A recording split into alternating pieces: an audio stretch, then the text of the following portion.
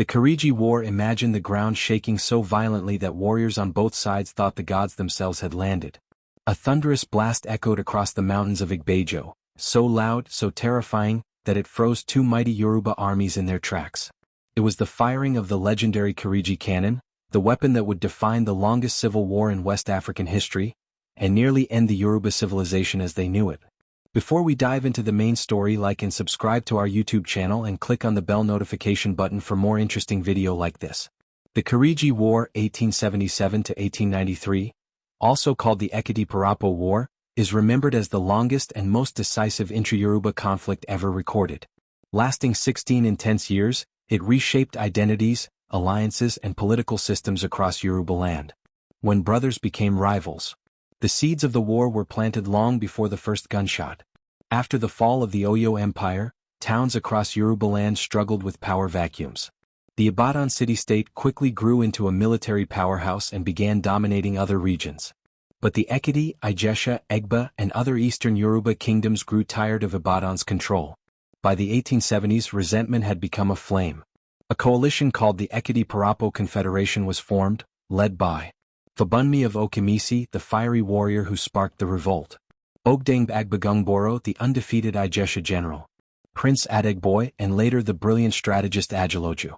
Their goal was simple: end Ibadan hegemony forever. During the early battles, the Ekiti Parapo unveiled a terrifying weapon, the Kiriji cannon, a European-style mortar that roared like thunder. Each blast echoed through the valleys like the cry of a mighty spirit.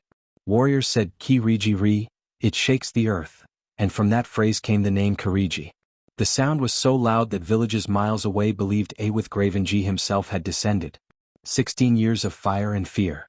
The war zone stretched across Igbajo, Emisiao, Kemisai, Ijeshaland, Ekiti towns, Ibadan-controlled territories. It was not a quick clash, it became a war of attrition, where alliances shifted, famine spread, families fled, and Yoruba society bled slowly for over a decade. Both sides fought fiercely, but neither could break the other. The turning point, when the world intervened. By the 1880s, the conflict had attracted attention from the British in Lagos and French traders who saw their commerce suffering. British negotiator Captain R. Bower pushed for peace. Meanwhile, Yoruba elders feared that if the war continued, foreign powers would take advantage and swallow the land. In 1893, a peace treaty was signed. The Yoruba nation finally breathed again. The legacy of Kiriji. The Kiriji War ended old systems of forced tribute, led to stronger Yoruba unity, paved the way for the modern political structures in southwestern Nigeria, remains the last major civil war among the Yoruba people. Yet the scars still echo through songs, praise poetry, and the mountains of Igbajo where ancient trenches remain. But here's the mystery historians are still debating. After the peace treaty was signed, witnesses claimed that one last cannon blast echoed across the hills of Igbajo, even though both armies had already disarmed. Some said it was a final warning from the gods, others claimed it was a hidden faction refusing to surrender, and some believe the war was never truly over, it simply changed shape.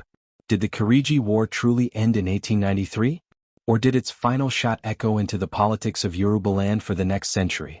That is a story for another day. Want more stories like this?